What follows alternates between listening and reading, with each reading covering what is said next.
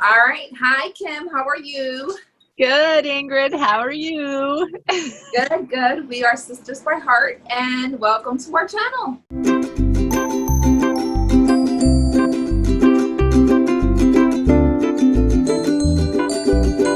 Yes, yay! And it's nice out today. I'm so happy. What happened? I said it's really nice out today. I'm so happy. Yes, it is. Yesterday was one of the best days here because it was warm, but it wasn't too hot or muggy. Like you didn't feel what do you call that? The humidity. Humidity, yes. So it was cool. Yeah, Yes. and it was cool. You felt a good breeze. So, and today looks like it's a little bit warmer, but it's still comfortable. Yes. Can't complain about that. So how was the rest of your week? It was good. My little person is like right there. What do you need, my little darling? Yes, your teeth are beautiful. They're shut in so bright I can see them at night. I have my fur baby at the door. He's trying to get in, but he's not coming in because you know how he can get. Yeah. I'm like, no, you have to be outside. Mommy has to do a quick video. And he's looking at me like, what? Well, it's funny because I told her I was going to do a video and she still comes out here. Yeah, of course. They want to make their appearance. Yes. Of course. But no, for me, I'm just so done with school. Like, I'm halfway done and I can't wait. Because yesterday was very stressful for me because, I just can't stand it anymore. I remember those days. Like, it was rough when I went back to school. My girls were young and it was not easy trying to juggle all of it. Well, it's not so much the juggling part. What's annoying for me is that because we're working from home and we have to have Zoom meetings during the day, right? Because that's the way we have to do work now, and we have to make our phone calls and stuff like that. And then when, work is done, you want to relax. It's different from sitting in a classroom, and I love online learning, don't get me wrong, but the way that they're doing it, it's like everybody's learning, including the professors, and it's annoying because you don't want to sit down. Switching gears. So Kim, this pandemic is about I don't know if it's done with or not because, we've always had a conversation every other day, and you know how much the media hypes it up. 1 minute is the numbers go down, the next minute it goes back up. Now they're planning for me. Let me choose my words lightly. I don't want our channel to get. I don't want our channel to get pulled. All right. Yes. Be careful. But now they're like telling people that there's a second wave coming for the fall, and a lot of places, depending where you live, there's still a lot of small businesses that still have not fully opened. Some states are opening up in phases. Yes, that's our state, and it depends on where you live in our state. Depends on if you're open in a particular phase, even. Yeah. Well, here, this week actually was when restaurants could open up, but only to eat out, dine outside of their. Oh, well, we did that before. We've moved to the dine-in. We can't dine in. But with rules and regulations and stipulations and all kinds of stuff. And matter of fact, to the detriment still of small business here because they don't have the capacity to open under those circumstances. Like small business here is really, really hurting badly. Yeah. Oh, of course. I think that it's terrible. I think that I'm like this. Listen, because it's to wear the mask or not wear the mask, to be 6 feet apart, to not be 6 feet apart. I get it. I understand. You don't want to contaminate other people. I get it, right? That's what they're asking. Okay, I'm going to put on the stupid mask. What bothers me the most is that, and this is, if people go back to their piggish ways, and I don't know if that's the right term. I know what you mean, because before the pandemic, I'm one of these people. If I use my family, I can't believe I'm even talking about this. My family makes fun of me big time, but my children, if I could hold them above the seat, they never touched anything in a public bathroom. If they got to the size, obviously at some point that they couldn't, and they weren't tall enough still to do the hover move, then I would make them a nest. That's what I always called it. Mom's making you a nest. Grammy's making you a nest, like literally. And you don't touch anything. You don't touch the doorknob. You touch nothing. You wash your hands. You don't use the blow dryer because it blows nasty everywhere. But please at least wash your hands and don't touch the door, because the person before you may not have washed their hands. Exactly.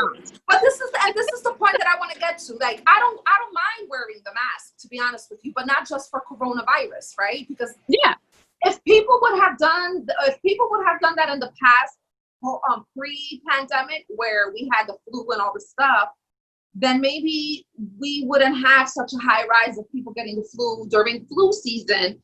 If you just, I mean, why? I mean, it's just, Kim, every time I see a commercial about how to wash your hands, I'm like, really? Are we that cave-minded that you're teaching me how to wash my hands? Yeah, it's sad, isn't it? I'm going to tell you a funny story, because I used to run a daycare a long time ago, and I homeschooled, I did it all together. But one of the families that I had, his grandmother would bring him to daycare for his mom. And she's like, Kim, you are rubbing off on my grandson so much. Now the boy's like 2, and she takes him out to eat at Burger King. And he says, Grandma, I'm not allowed to put anything on the table. Nothing's allowed to touch the table until Miss Kim puts all the napkins out. Like, I wouldn't let anything touch the table. That was before they had the sticky things for kids.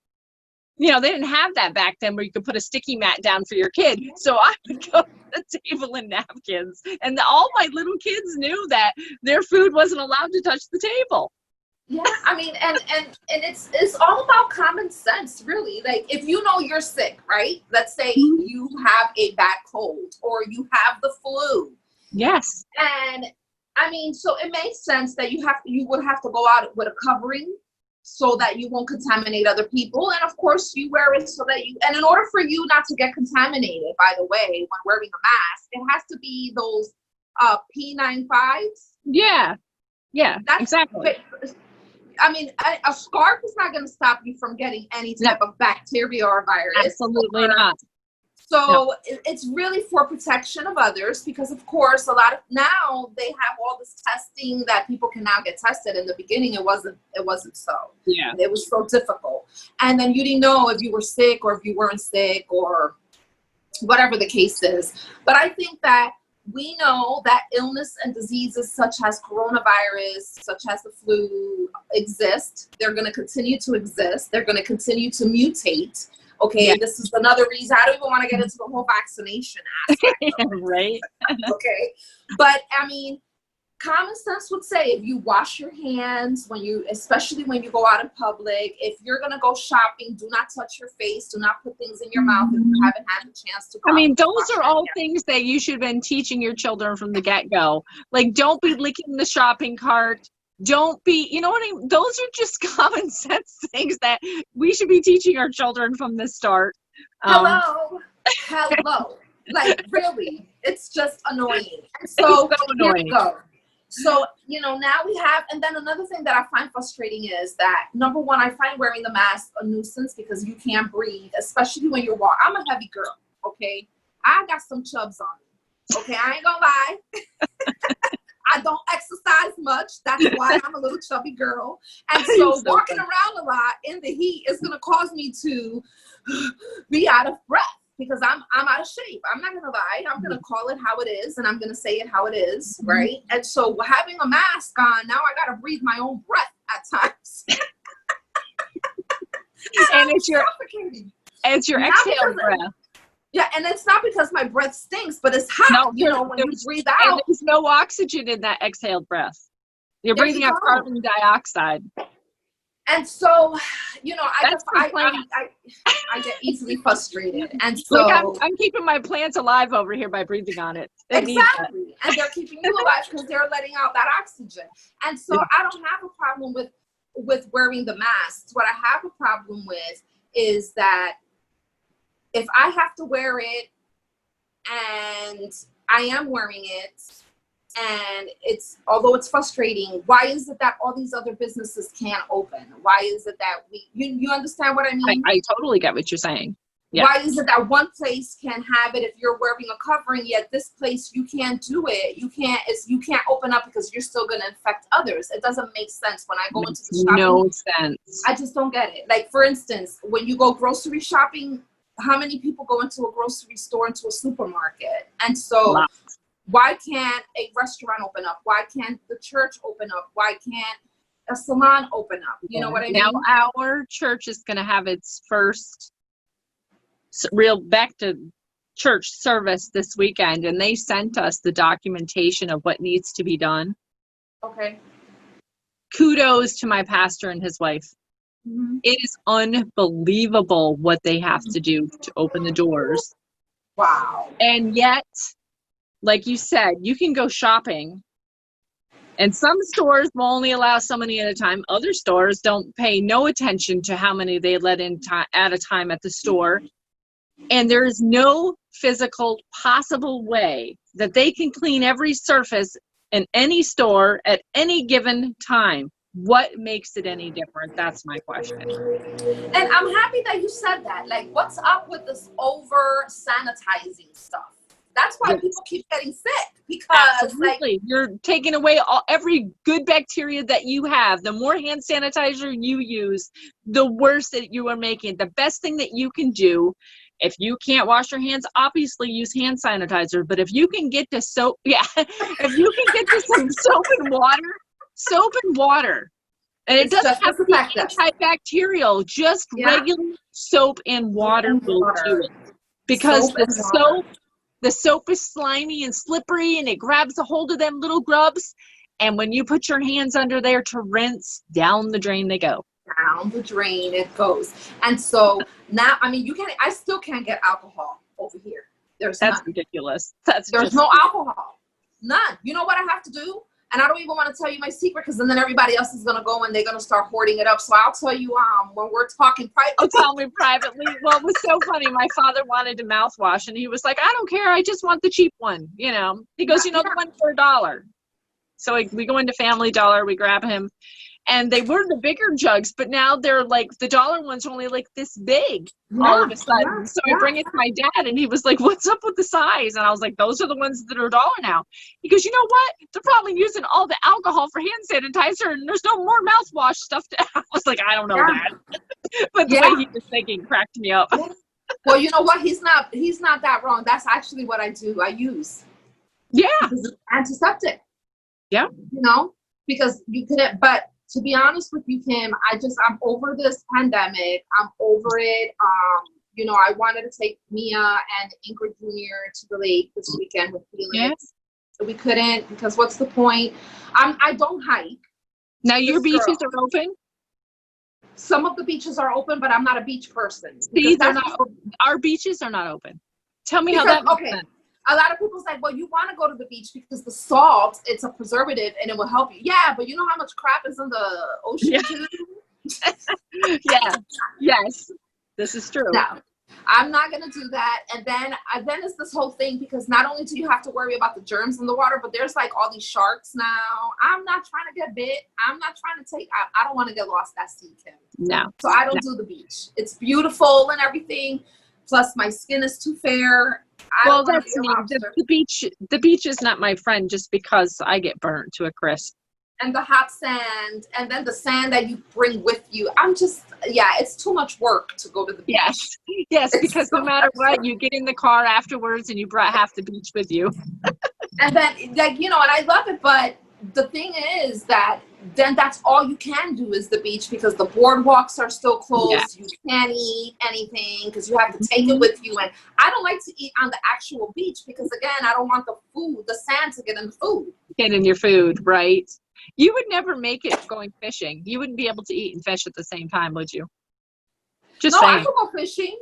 Fishing is different because there's grass, you know what I mean? And then you can have like I'm supposing you don't cook your fish on the boat, do you? Well, no. Just meaning that we usually bring something with us for lunch. I mean, you kind of picnic or eat or whatever. No, I don't mind that. But you don't want to go, like right now, the way we do the beach is we go to the beach, we have a cooler, and we pack sandwiches. Obviously, because if you swim, you get hungry, right? But once we don't stay on the beach all day because they have the rides, you know, on the boardwalk and the games. So what point is it to go? We probably spend an hour to an hour and a half laying on the beach, sunbathing, swimming. And then we pack the kids up because the kids are more interested in the rides and the amusement part of it. Yeah. See, your beach is much different than the country beach. There's no rides and amusement park at the beach here. Oh no. Here we have rides, we have all kinds of things. And so it really makes it more difficult because now you have to even learn how to have fun. Yes. Yes. You know what I mean? It's like this pandemic has stolen the fun out of all. Now you have to be creative. And if you have multiple kids, and even kids, Mia she's 12, so she understands, okay, this is why we can't do certain things. Right. But let's take Hope, for example. It's hard for you to explain to a child, you cannot get on the ride right now because it's closed. Their mind is like, I want to have fun, but it's there, but why can't I get on? And Yeah, it's so true. And she even calls it the stupid corona. So she'll say it's because of the stupid corona. Yeah. Well, Mia doesn't even want to go outside. And it's now it's starting to bug me because even now, like days like this, I'm like, let's go for a walk. She's like, no. But then again, where we live, it's so congested with people. So I kind of get her way of being. But she's like, no, if we're not going to get in the car and go somewhere and to do something, I don't want to go outside. Well, we live in a touristy area, as you know. You've been here. And it hasn't stopped people. I mean, we live in the Adirondacks of New York. And I've seen plates from Maryland, Connecticut, New Hampshire, New Jersey. People are definitely going and moving because they're here. Well, I wanted to go. We were supposed to go. We rented the hotel. We reserved it. And they it was just. And I don't even think I don't know if hotels are open here. I don't think they are. I think the Airbnbs are open though. Yeah. I think people are looking after Airbnbs. The hotel canceled because of the whole pandemic. They didn't know what the outcome was going to be. The same thing, because we were supposed to go to Florida first. Yeah. We were supposed to go to Florida this month, actually, for our anniversary. We were supposed to spend our 25th year anniversary with all the kids. We were supposed to go to Disney. But Disney closed. The hotel said, we're canceling, so they just canceled. I didn't even have to cancel the reservation. They did it for me. And so we were stuck. And so now we don't even know what to do this summer. We don't have any plans of doing a vacation. We don't either. I mean, it's around the world. I would love to see my new grandbaby, but yet there's I don't know. Probably not. What's gonna happen? And a lot of schools are closing until January. I hadn't heard that. Really? They're not reopening. Yeah, they're not reopening until January. One of my student friends, one of my peers, he works in the school system in his town, and he's not a full counselor yet because he's not licensed, but he has a guidance counselor type of thing, and he just got word that they're not going to go back into the office until January. Oh my goodness. So he has to work from home. He has to do all his things through Zoom and telehealth. So that's. I know. I don't even want to think about us being down for that much longer. I know for me, I just feel like, oh my gosh, trapped. I know. I don't know what's going to happen too, because when you work for a school system, whether it's private or public, if you work for the state, if you work for any local government office, I wonder what they're going to ask of us once we have to return back. Yeah, well, that would be my sister because she works for a school district and she's been working from home. Same with my daughter. Same thing. Because now they're doing all this. They don't even know if they're going to have jobs because they're both teachers' assistants. And I mean, really, if you're not in a classroom, what do they need them for? That's kind of a iffy thing. And, now this whole thing with the contact tracer, which I'm very uncomfortable with. Oh, I'm extremely uncomfortable with that. You and I have had a conversation about that. I am not too happy with that because, like, what does that mean? If you come close to someone who may have COVID-19, what are you going to do? Go to their house and pick them up and throw them somewhere? Like, it's scary. Yeah, that's really very scary. And the fact that you would know every move my child makes, that's freaky to me. Like my child, so-and-so was in the bathroom at 11:25 this morning. That's creepy. Yeah, I just don't know. And now they have all these. This is why I never got an Alexa. I don't have one either, and I will never have an Alexa. Because, they pay attention to you. All these smartphones. I mean, come on. And a lot of people will say that I have a conspiracy view. Fine. But I would have been in a store, and I live in a tiny little area, but even if I didn't, I mean, we don't even get good cell reception, but I'll be in somewhere, and then later that day, I'll even get sometimes an email, or it will come up on my Facebook, will you rate so-and-so? And I won't have even been in that particular place, but I had been near that particular place. Yeah. That's creepy to me, and that's just from my phone.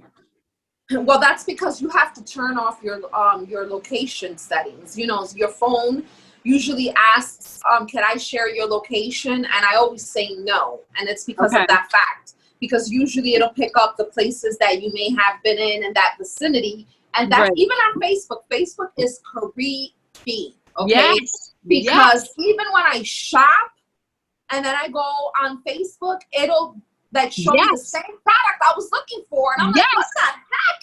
And it's creepy. It totally creeps me out all the time. I'm like, this. And you know how I feel about that. When I feel like single white female type of thing, I just. I do know what you mean. I'm like, it turns me off. And it's like, because I don't like the feeling of being followed or people watching me. Well, I mean, same thing like when you go in, for instance, to buy a car, I'll use that as an example. And Bruce laughs at me, but I tell him, I'm like, if that darn salesman is going to follow me around, I'm out of here. Like, you ask me if I need some help. If I tell you I'll come back to you when we're done, then that's what I expect. Get out of my space until I'm done. Yeah, and the same thing. Yeah, I totally get it. Like, whenever, for instance, when Felix and I go out to eat, right, and I get it that the waiter or server, whatever politically correct name it is, because nowadays people get offended if you call them anything, right? Yeah. They come the first time, they take your order, they bring your food, they say, how does everything look? Good. I hate when you interrupt the conversation that I'm having to ask me, how is everything? I'm like, I already done told you the first time. And don't you sometimes think that they have radar? It's when your mouth is full. Well, I'm like, or whenever you're like in a deep conversation, they come in and I'm like, dude, I'm done. And then when you really need them to be there, they're nowhere to be found. Yeah, like when you need the check, they're gone. Like, where'd you go? Or whenever they do pick up the check, they want to take forever with your check and you're ready to leave. And so, I can't. I hate when I'm in the store, they follow me around. It's just annoying. I just don't like that feeling of being watched because it makes me feel uncomfortable. It's like, when you start a job and they're training you and they're standing right there over your shoulder to see if you're of course I'm going to make a mistake. You're next to me. Get away from me. Yes, exactly. Like when because when I first started back in ultrasound, I mean, you get followed around in school and, when you're doing your clinicals anyway, so they're watching every move that you make. But then when you get your first job and you have radiologists down your back and you have coworkers down your back, and it makes you even more nervous. So you're just like, no, I let them know. I'm like, listen, this is only going to work if you let me work. If I need help, I'll call you. Like, get away from me. I can't have to.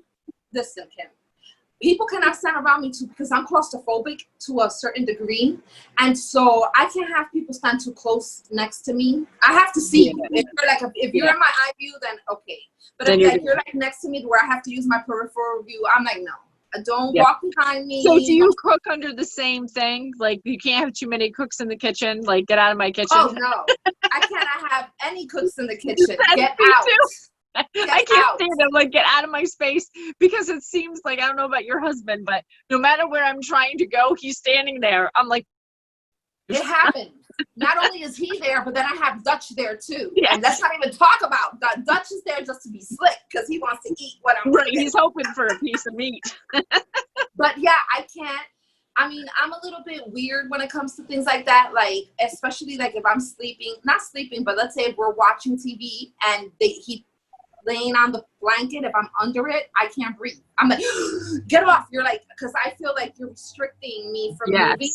And so when there's a lot of people around me like that, I feel like I can't breathe, and I just need to just like go like that, literally, to punch everybody out the way. Yeah. Get off. Well, that's how I get at the end of the day, because I'll give you, for instance, last night, our apartment gets warm when it gets warm out, like the end of the day. And I don't want to put the air conditioner in yet if we don't have to, because I just don't like that. It hurts my face. So last night, I don't ever usually sit in the recliner. I usually have my favorite spot on the couch, but I was so hot. And I don't know if it's just me being old or if it's me being hot. So I turned the fan on in the window, and I was like, I'm going to go sit in the recliner, which didn't last long because of my face. But what do? I hop in the recliner. Dog hops up. The cat, and now I'm hot. The whole purpose of me moving to the recliner is to get away. Dog hops up, the cat hops up, and Hope says, Grammy, can I sit with you in the chair? And I'm like, all of you. I love you, Hope. I love you, animals. Can I have like 5 minutes just to cool off? Yes. I'm so hot. Yes. Now, I'm very affectionate. Don't get me wrong. Me too. I love to show you that I love you, but it has to be on my terms. Oh. You're so funny. You know, it has to be on my terms. You can't just invade my space. And so, yeah, the summertime can get very frustrating because of that, because of the heat, and to have animals and people on you. It's like, you hear this dog? Yeah, he's like, Mom. You hear him? You hear him? Ooh. He's like, ooh. Well, he hears something in the hallway because, you know, I live in a hotel. So he's now trying to be like the protective dog, but he barks at stuff that I mean, even when he looks outside. If I would hear him on the other side of that door, I would not come in. Listen, I can guarantee you. And he looks out the window and he's barking out the window. I'm like, Dutch, you do believe you live on a 3rd floor. So even if you try to jump out the window, you will no longer exist. Do you worry? Because my dog is dopey enough, I think he would jump. No, Dutch knows. My dog leaps from all kinds of stuff. He is nuts.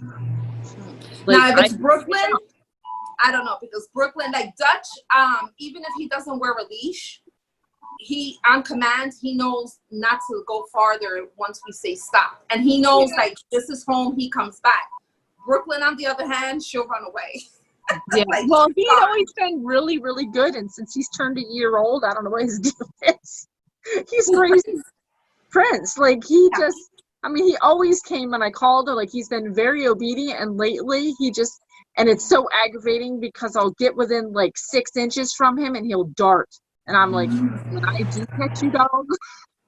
Yeah, no, see, Dutch is really well that he even knows on command without me telling him, I'll extend my hand out and he knows that it means sit. Yeah. Well, so that's what he's always been really good. Like, maybe it's his age. Maybe he's like in teenagerhood at a year old for dogs. I don't know. Maybe he's just feeling himself right now. I don't know, but Dutch is good now. But when his daddy comes home, he want to act like, you can't say nothing to me now because daddy's home. But little does he know that him and daddy can get it. Right? They'll both get it. You'll both get it. And Felix tells him too. He's like, I don't know why you're coming to me because there's nothing I can do for you. That's right. That lady over there, she's in charge. And he is like, he wants to start acting up. But you know why? Because he knows that Felix is the one that takes him outside. So I think that his excitement is like, it's time for me to go outside. But sometimes Felix comes out, he's dead tired. And he's like, I can't take Dutch out because he's so strong. Yeah. Like he literally pulls me. And I feel like if I try to attempt to take him out, he's going to drag me down the stairs. And then there goes Ingrid. No more, you know what I mean? There goes Ingrid. There goes Ingrid. You know what I mean? So I'm like, no. But, you know, hopefully when we buy our house and, you know, I just can open the door, let him play in the yard. And dad will Yeah. take care of that. And he's more relaxed when he comes from outside. He's definitely more relaxed because he released all that energy that he had, Yeah. you know?